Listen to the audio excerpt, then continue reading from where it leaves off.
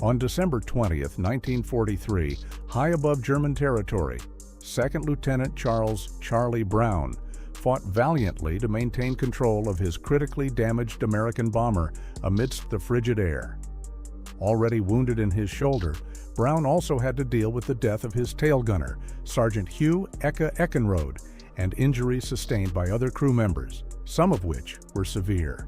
Their B-17, named Ye Olde Pub, suffered 2 direct hits from flak near the German city of Bremen while approaching its target, the Fokker-Wulf plant. These hits forced the crew to disable one engine and struggle to keep another running. As a result, they had fallen behind the main group of the 379th Bombardment Group, which attracted packs of German fighters that swarmed in like sharks sensing weakness.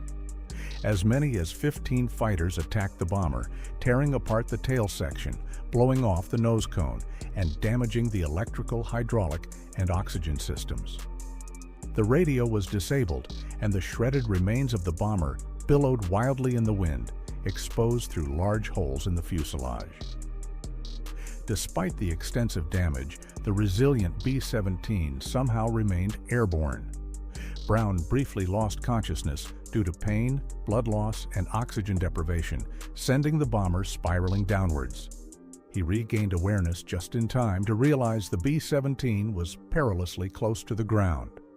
Managing to regain control, he steered the aircraft west towards the relative safety of England, approximately 250 miles distant. Unable to gain much altitude, Brown kept the B-17 close to the ground at about 1,000 feet and noticed they were nearing the boundary of a German airfield.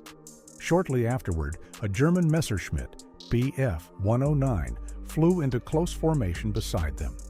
Brown could clearly see the German pilot, who gestured towards the ground, signaling Brown to land the stricken bomber.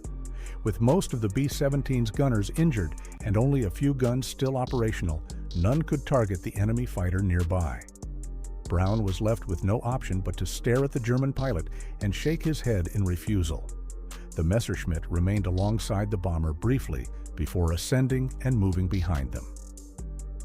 Brown braced for the inevitable gunfire that would spell the end for Ye Olde Pub, but it never came. Instead, to his astonishment, the German fighter began acting as an escort for the B-17.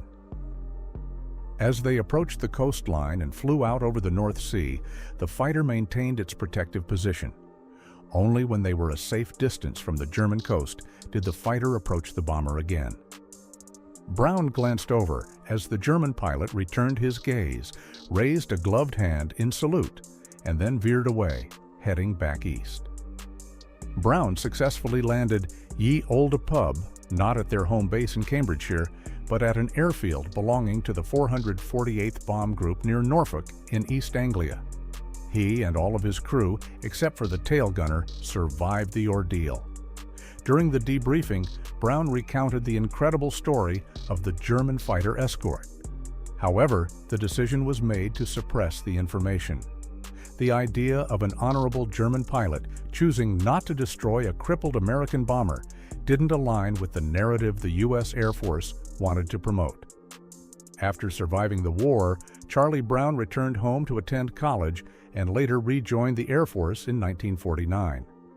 He served until his retirement as a colonel in 1965. It wasn't until 1986, at a reunion of retired combat pilots known as the Gathering of the Eagles, that he finally shared the remarkable event. The account generated considerable interest, although some questioned its validity. Even Brown himself began to doubt his memory. His recollections of that day in 1943 were clouded by his injuries, exhaustion, and the immense stress of combat. Could he be misremembering the events? Brown resolved to find the German pilot involved, if only to confirm that he hadn't imagined the entire episode. After 4 years, in 1990, Brown received a letter from a man named Stigler, residing in Canada. Stigler revealed that he had been the pilot of the German fighter who had escorted Ye Olde Pub. On December 20, 1943, Franz Stigler was a seasoned veteran with 27 kills. That morning, he had engaged American bombers in his Messerschmitt Bf 109G6 and was refueling when ye Olde Pub flew nearby. He took off with the intention of shooting down the American bomber. However, as he approached the struggling aircraft, he witnessed the extent of the damage.